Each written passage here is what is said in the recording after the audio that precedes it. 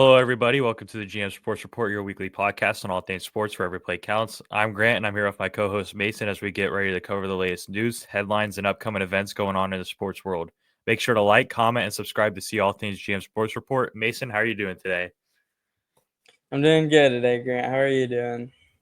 I'm doing pretty well. We got a lot to get into. Some trades have happened in the past week. Obviously, the NBA Finals have taken place. Some UFC news has gone down, so we got a lot to dive into, and we're going to start out our episode like we start out every episode, and that is with our hot take of the week. And Mason, I know you had one that a lot of fans were agreeing with this last week, so I'll let you go ahead and No. begin with that. Yeah, so I got absolutely cooked last week, so I'm not gonna be doing anything like that this week. Yeah. My hot take this week is that the Eastern Conference next year will be probably the weakest it's ever been in a long time. No Halliburton, Tatum, or Dame, all out for probably the whole next year. And Orlando Magic is third in odds and betting odds to come out the East. So I think Knicks and Cavs are at top two, and then Orlando's right under them. And then yeah, it's kind of just you know not great as it goes down. So I think it'll kind of be a snooze fest next year in the Eastern Conference. Yeah, I'm very interested to see what teams make moves this offseason to try to get themselves in the race because I don't think it takes a lot to be in the race this upcoming season. The Pistons, I think, are one player away from being Yeah. able to be in that top contention tier. So it'll be very interesting to see how the teams in the East maneuver around this situation because it is wide open for the first time in a long time. Yep. All right, my hot take of the week. I'm kind of taking the low hanging fruit here, so to speak. I'm going with if the if Halliburton did not get hurt during that game seven, I genuinely believe the Pacers would have won game seven and won the NBA Finals. Halliburton came out all like with everything clicking, 3 for 4 from three in the first 9 minutes of that game, and he was hitting some deep ones. It wasn't like they were just some little spot up threes. He was hitting some bombs, and he was looking like in that mode of like I'm not letting my team lose. It looked very like Jordan-esque, like he was about to have the game of his life. And it sucks that we were robbed of that, but we'll get into that later when we're going into the finals discussion we have planned. But yeah, that is genuinely my belief is that if Halliburton did not get hurt, I think the Pacers would be NBA champions right now. I don't think the Thunder were as impressive in that game seven as a lot of people were expecting. Yeah. All right, so now we're going to go ahead and go into our underdog of the week. And Mason, I'll let you go ahead and start with that. Yeah, mine kind of piggybacks off of your hot take, and that's my underdog of the week is TJ McConnell. He stepped up as much as he could when Halliburton went down. He had 16 points and went 8 for 13 from field goal. Um, So he just, he did as much as he could, and it sucks to see that they came up short despite missing their guy. So, yeah, he's my underdog. My underdog is also TJ McConnell. Seeing that effort out of him, putting his team on the back practically for that whole until Yeah, halftime.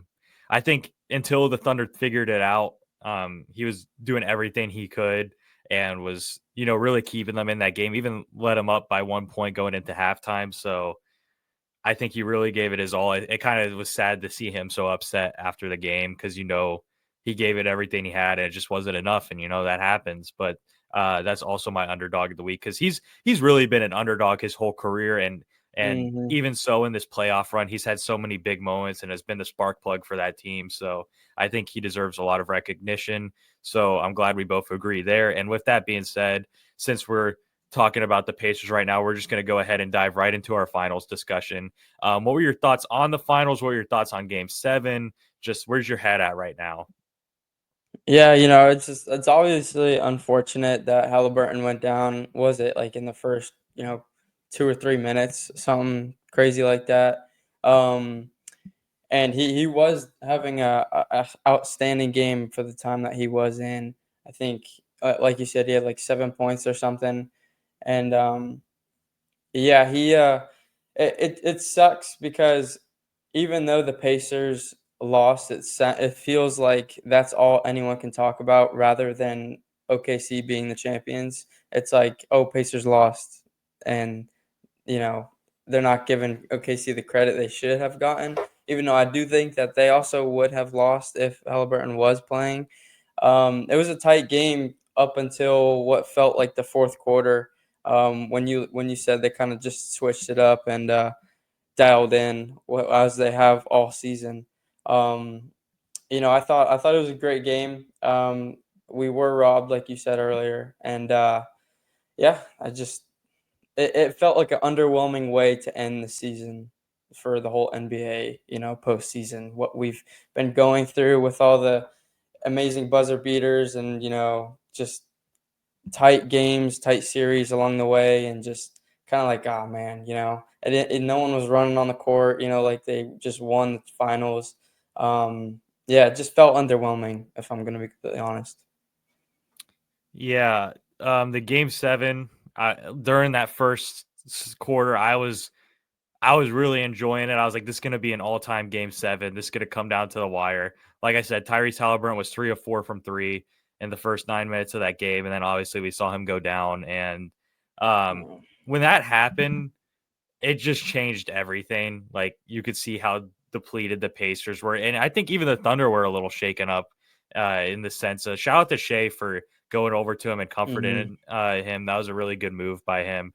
I really like the Thunder. I think they're a very classy team and a classy organization. And I really do think they were the best team in the NBA this year. So them winning is, I'm not trying to discredit that in any way. I just think it's Right, so right. upsetting to see Halliburton go down, and now he's going to be out all season next season most likely, and the Pacers won't be relevant in that span, obviously. So it kind of stinks. It feels like that was their big shot for the Pacers, because let's face it, the Thunder, they're on the verge of being a dynasty. I think that they're going to be in the finals a lot of times for the next years to come.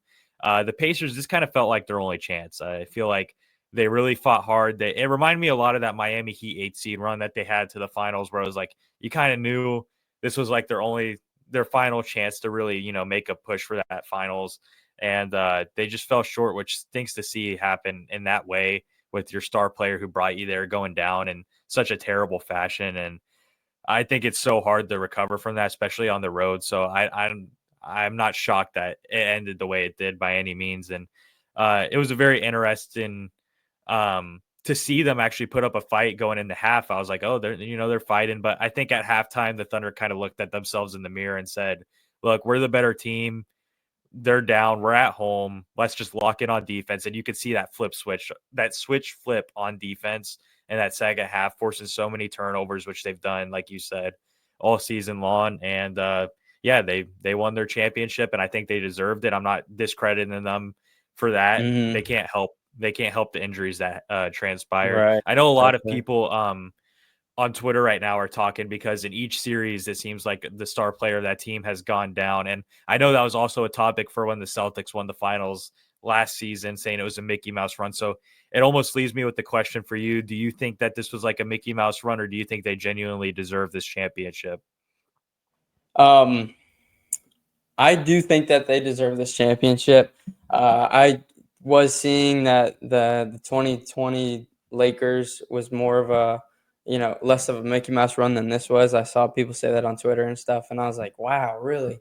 Because Yeah. they were dominant all season. It felt like even throughout the regular season. They're beating high seeded teams, teams that they, you know, were that we thought were going to put up a good fight, and it felt like they just dealt with them with ease.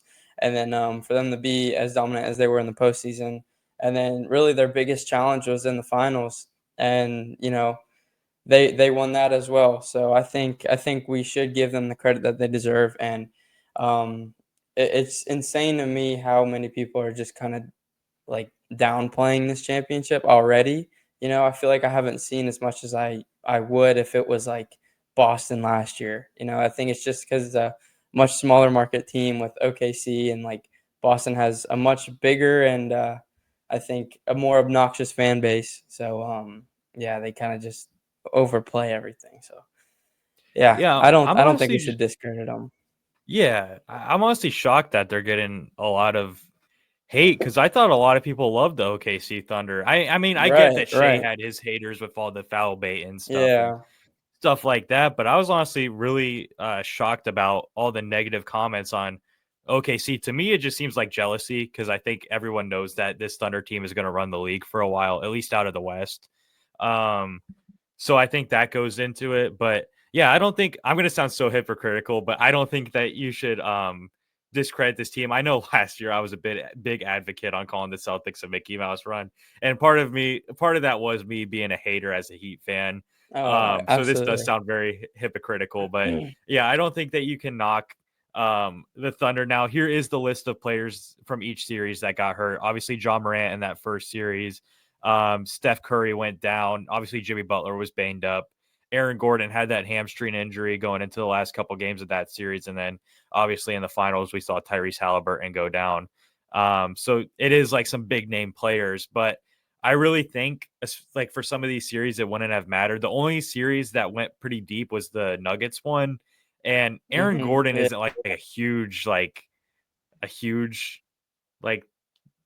turning point. I think if he's hurt, like I think the Nuggets, if they could still win without him. I mean, I know he's a great role player and all, but I'm not going to discredit the Thunder at all. I think they were the best team all year long, and they're a great young team to watch, and they're going to be very good for a long time. So I think it's only a matter of time before they prove everyone wrong again if this is how the fans are reacting to it. Hmm. And then finally, the last thing I wanted to ask about the finals was, what were your thoughts on the finals as a whole? Do you think it was like a good final series? Bad? I know a lot of people didn't like the whole small market thing. I really enjoyed it personally, but I want to know what your thoughts on it was. Yeah, I will say that I think it was very entertaining. I think it was great that it went seven, and just everything about it was good. I was a little salty, and I didn't watch as many games just because the Knicks got bounced out by the Pacers. So it was kind of, and then I did watch game one, and then I see Halliburton make another crazy shot, and I'm like, all right, that's enough. I had enough of this. So I kind of took like the next few games off, but it was great to see just the finals like this happen because it's not like we just had the same teams over and over again in the past few years. So, but I do agree with what you're saying that this Thunder team can be kind of like a dynasty in years to come. I'm really just interested to kind of see how next season plays out. Yeah, I think overall it was a great finals. Yeah. I think when I think back on this finals, I think of it as refreshing. Just seeing two teams that haven't made it in a long time was a lot of fun. And I think they played such high quality basketball. Obviously, a 7 game series was the first game seven in a finals in a long time.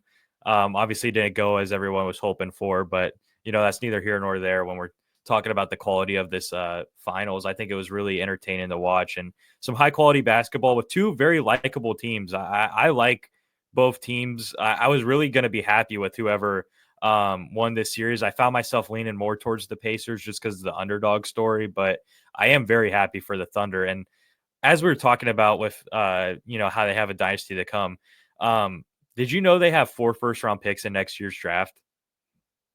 I did not know that, but I did know that they are the youngest finals team to ever win it. So Yeah. They yeah, they've absolutely pulled off one of the greatest rebuilds I think we'll ever see.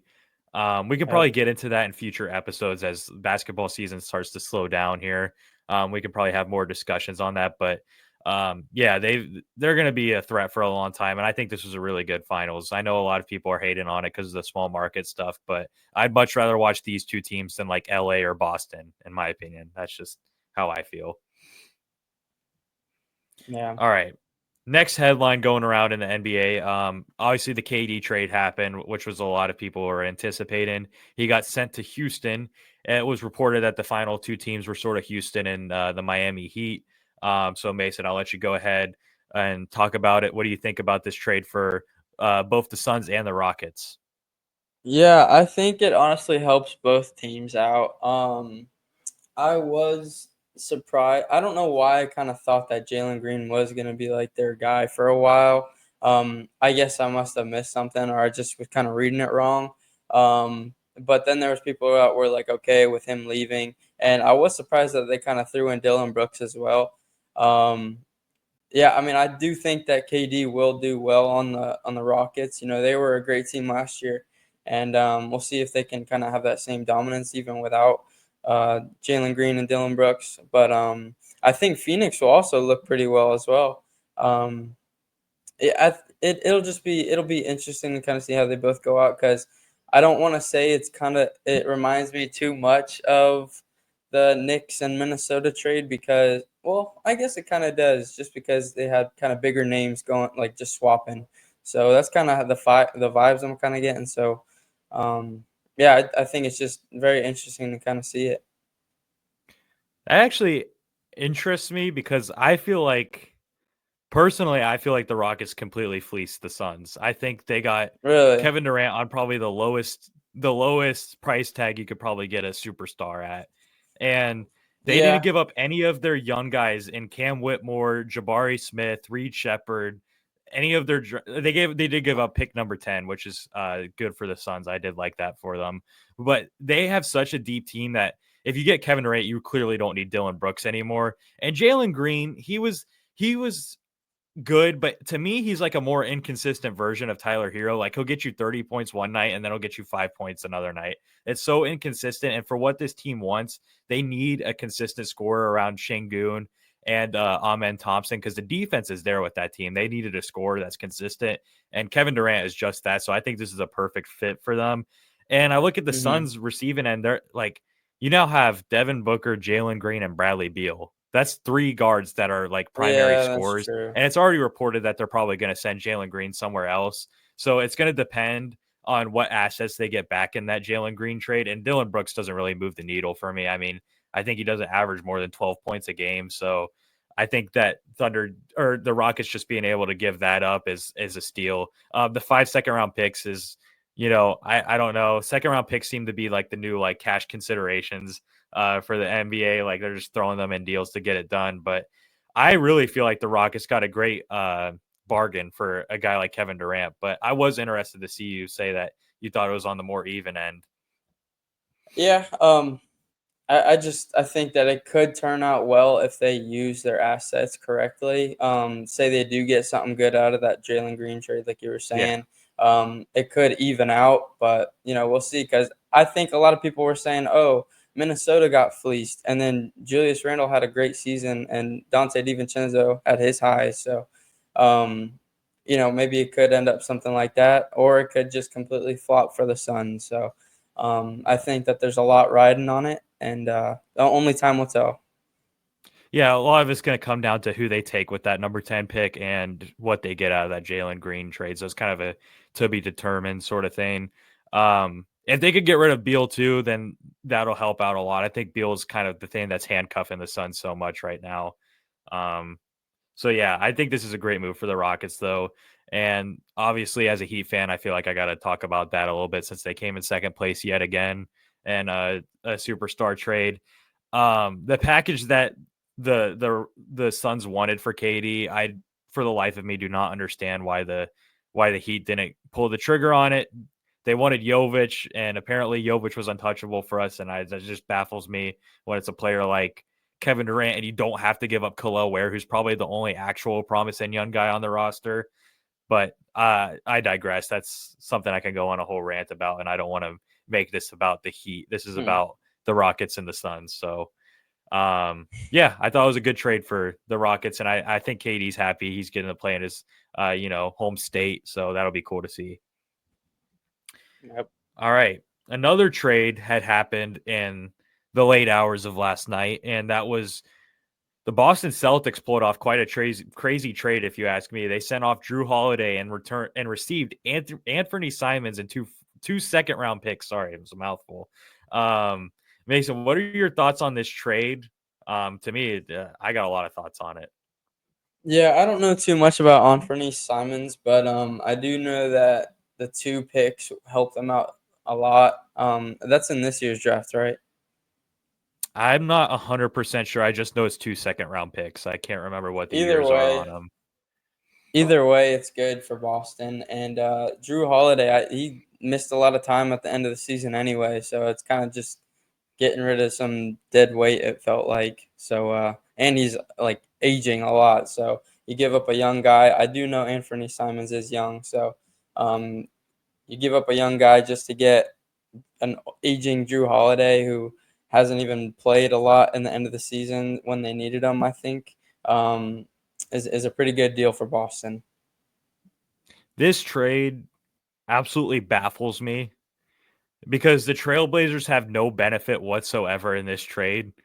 They're taking on an old Drew Holiday when their team is clearly nowhere near like winning. So why are you taking an old guy?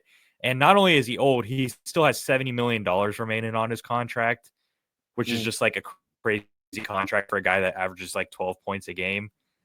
And not only that, you should be the team receiving picks when you're taking on an old guy with a big contract. You should be the team receiving picks. And not only do you not receive picks, you're sending them out with the one guy that's been out of your younger core that has proven to be like a potential star. This guy is a guy that can go average 20 points, 20, 25 points a game, especially on a team like Boston. He's a pure scorer. He's fantastic. So many other teams have called about him and wanted to look into him because he's so good. And he's in his early 20s still, so he's still got a lot of room to grow. This baffles me how much the Celtics fleeced the Trailblazers. There's no benefit for the Trailblazers in this trade. And you know what's mhm. crazy is Drew Holiday when the Celtics got him, they got him from the Blazers in the Dame trade. And they won a championship with him, signed him on a stupid contract, and then sent him off and got one of Portland's best young players. So I just can't believe how much they fleeced the Trailblazers. That one's a head scratcher for me. And it is reported that it looks like Kristaps Porzingis is going to be traded, and maybe even Derek White.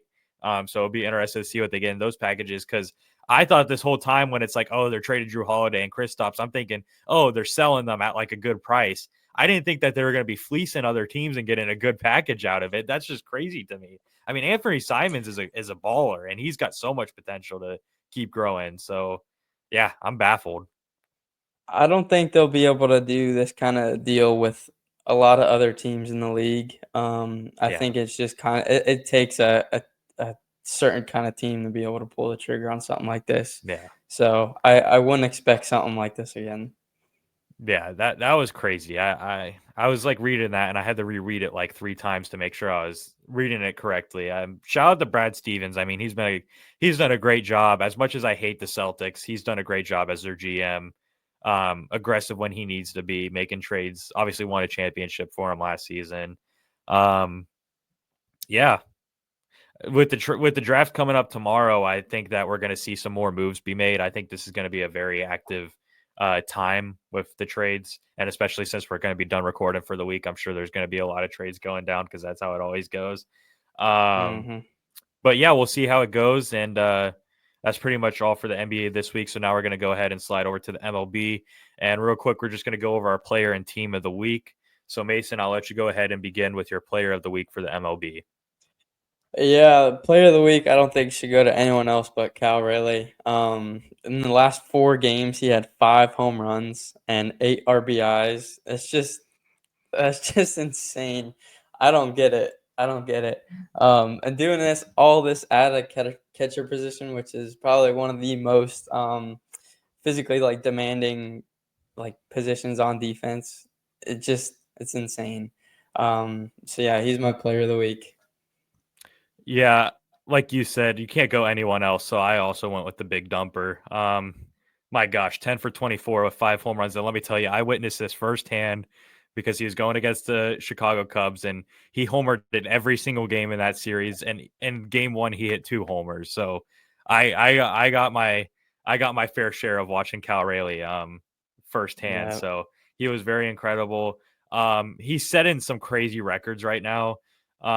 He became the first catcher to reach 30 home runs before All-Star break, and All-Star break is still in like 3 weeks, so who knows where he's going to be at by then. So yeah, he's off to a crazy start to this season and really making his case to become maybe an MVP. We'll see. It's going to be a tight race, I think. But yeah, that's my Yeah. player of the week.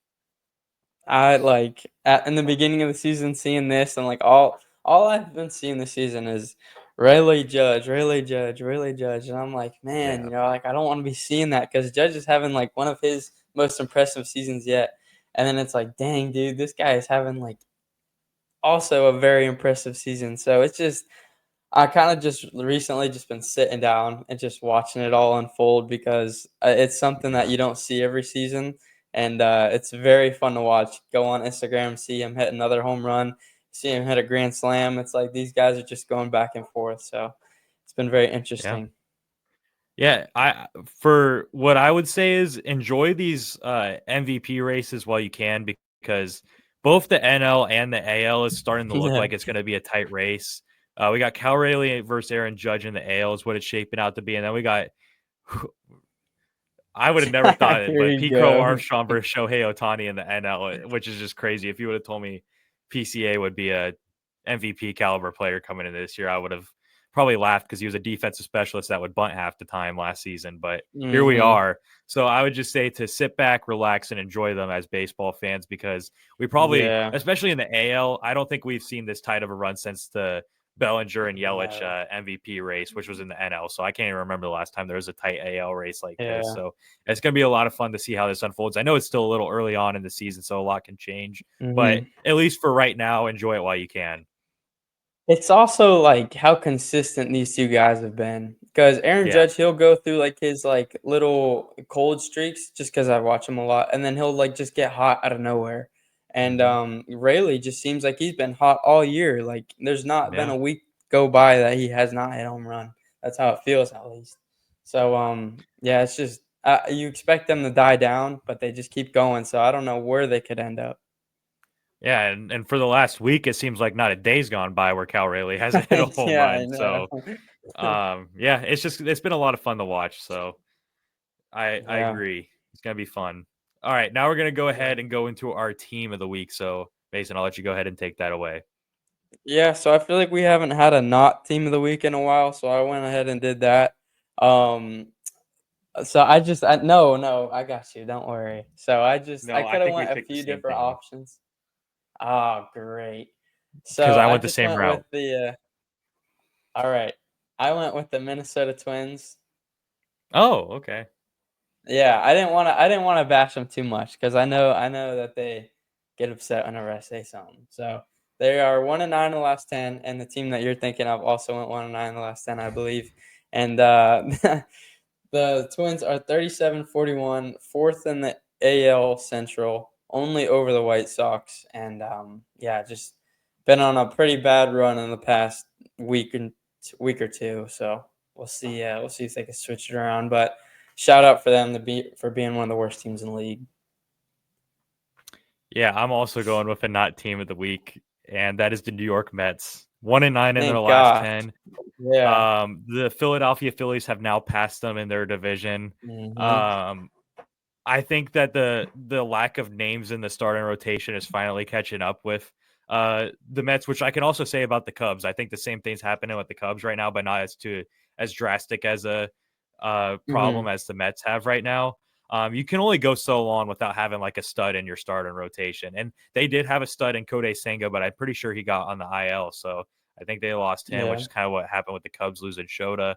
So yeah, 1-9 in their last 10. Got passed by the Phillies. It's not looking good right now for Mets fans.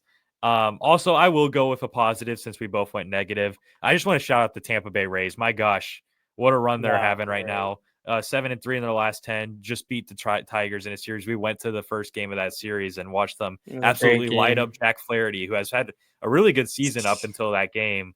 So it was very impressive to see. And they're a team that just came out of nowhere. I don't think anyone expected them to be remotely good. I had them dead last in the division, and they're in second place right now and look very hot. So I'll go with them as my positive team.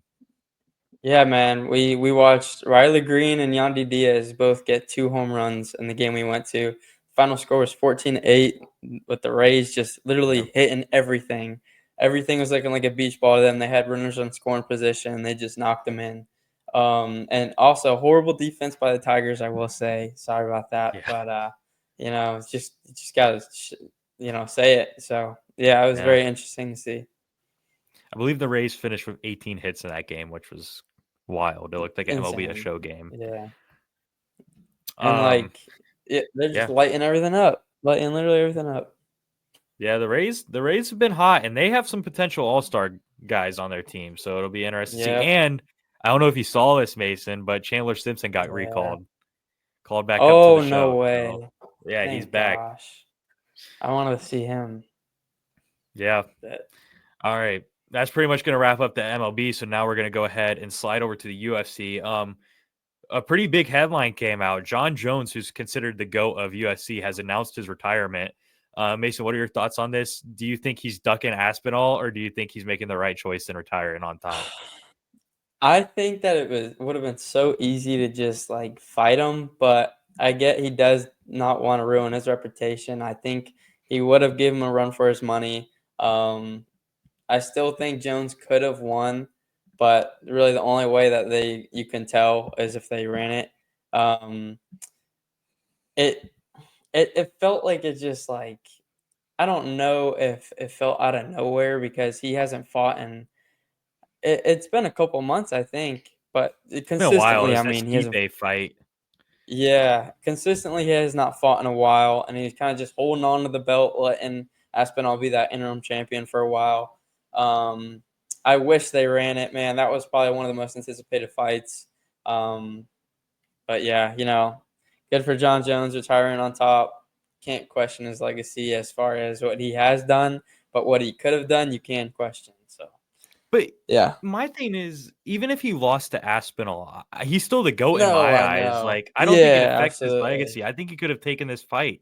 I think he's doing the fans a Mhm. disservice who have been with him I his I whole career. And know, he's a I hard know. person to cheer for because obviously outside of the ring, he's had his issues. Mhm. So it's not like he's some Absolutely. hero. I think he should have taken this fight No. and, win or lose, end on that note. It would have been an only loss in his career. I know he technically has the one, but that was from Yeah, disqualification on a move that is now legal. So, legal, um, so it kinda yeah, strips that. yeah, exactly. Um, but yeah, I mean, I guess he's retired. It seems like a lot of the thing was because of financial situation. He kept bringing that up about how he's Yeah, he's felt wasn't getting comfortable paid with the enough. money he's made. Yeah, so I'm just disappointed. I think he's doing the fans a disservice. I think we deserve to see Tom Aspinall versus John Jones because Tom Aspinall looks like the first fighter in a long time that would have been able to put up a fight against John Yep, Jones, and now we'll never yep. know. We'll never know what that could have been. Always be So a what if now, so yeah, I think he was running, but and dare I whatever. say that this tarnishes John Jones' legacy more for not fighting him than fighting Yeah, him because now it then just if looks he like he's ducking lost. him. Yeah, Yeah, mhm. that's pretty Is much all I what it got to is, say I about that. I guess. mean, he had a great career. He's the GOAT of the Yep, UFC. But now we're gonna have to stick with that what if at the end of his career. But it is what it is. mhm. All right, now we're going to go ahead and talk about the UFC event that's coming up this week, UFC 317. We're only going to talk about the main event, and that is Ilia Topuria versus Charles Oliveira. Who do you think is going to win this fight? I think Taporia will win by round 3 KO.